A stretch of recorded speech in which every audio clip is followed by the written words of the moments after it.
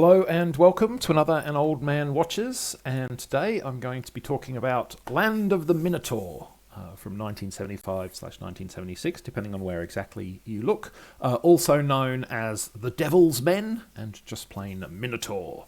And the film is set somewhere in Greece, where a secret cult of Minotaur worshippers has taken to kidnapping tourists who visit the local archaeological site and then sacrificing them. The film starts with one such sacrifice, which is conducted by a girl who looks like about 12. Shortly after this, a new group of tourists arrive in the area, and a local priest who is Irish for some reason, that reason likely being we somehow con Donald Pleasance into being into this turkey, tries to warn them that staying in the area might be dangerous. His vague hints go as well as vague hints usually do in this kind of movie. And so when his new young friends all vanish, the priest calls in both a private investigator and the girlfriend of one of the missing folks, who happens to be an archaeology student herself, to investigate and resolve the mystery. Will they survive the experience? And will you care? Let's talk about why the answer is probably not. First off, I have to say, The Exorcist has a lot to answer for. The 1973 film seems to have inspired a host of talky, tedious horror movies in name only that oozed out in the following years of its massive success. Films like this one that aped the obvious themes and style of The Exorcist, but simply couldn't make it work in the same way. And let's be clear, I don't think that's actually a surprise. The Exorcist was lightning in a bottle. Lightning that not even the people who made it could capture a second time. Its success was also, I think, very much a product of its own novelty in cinema at the time, and in the way it connected strongly into the predominant theological belief system of the Western world.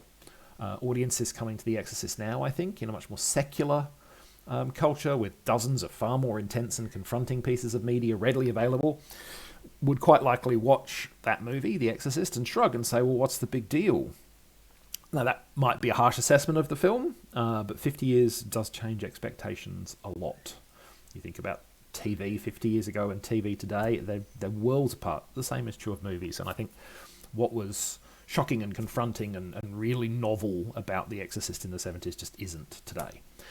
The pertinent fact for this video, though, is that this movie wants to recapture The Exorcist's success, and it does not in any way. One of the big reasons that The Exorcist succeeded when it came out was that it was easy for audiences to understand.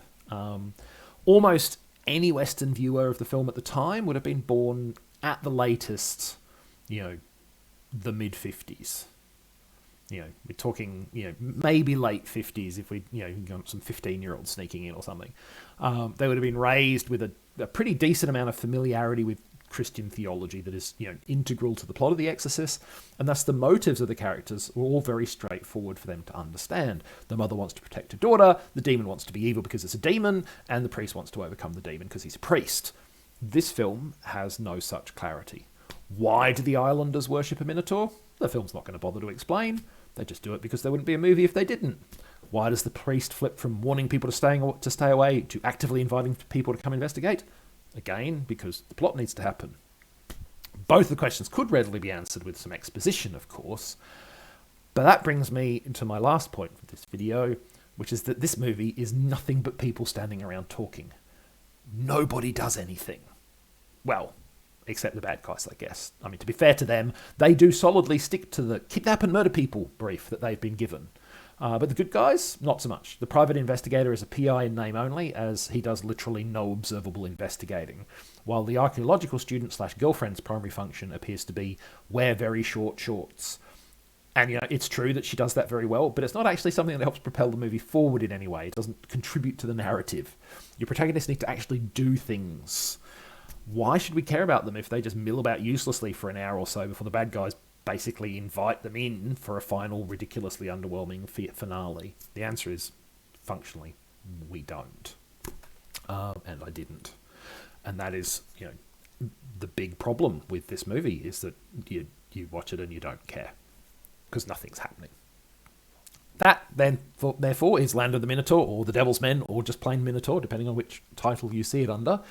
Next time, a movie whose flaws, of which there are several, definitely do not include there's not enough actually going on. 1995 science fiction comedy Tank Girl. But that'll be next time. In the meantime, thanks for watching this one, and I hope you enjoyed it.